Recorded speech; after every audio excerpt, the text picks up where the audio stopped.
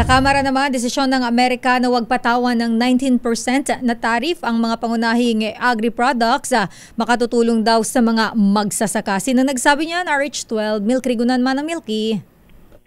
Sister Ella at Lakay, malaking tulong sa ating mga magsasaka ang desisyon ng Amerika na huwag patawan ng 19% tariff ang maraming pangunahing agricultural products ng bansa. Ito ang reaksyon ni Representative Mark Enverga ng Quezon, chairman ng House Committee on Agriculture and Food.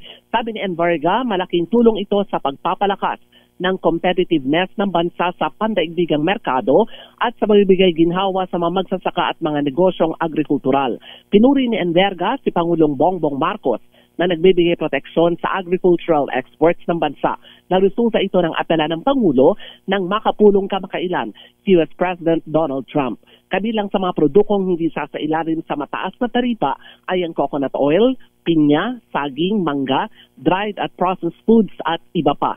Sabi ni Enverga, malaking suporta ito sa kabuhayan ng mga Pilipinong magsasaka dahil mas magiging maayos ang pagpasok ng mga produktong lokal sa US market. Magbubukas din anya ito ng mas maraming oportunidad at hanap buhay para sa pamilya na nasa agriculture sector. Ako si New Gregory nagulat para sa DCRH. Yes, Sakay. Anong latest sa Kamara? Yan, maugong pa ba yung coup against Speaker Boji? May mga ugong, Lakay, pero nagsalita naman itong si Congressman Ronaldo Puno na hindi daw totoo, walang mga ganong report na Boji out, Ron in, at sinusuportahan niya ang liderato ni House Speaker Faustino Didis III bilang House Speaker ngayon 20th Congress.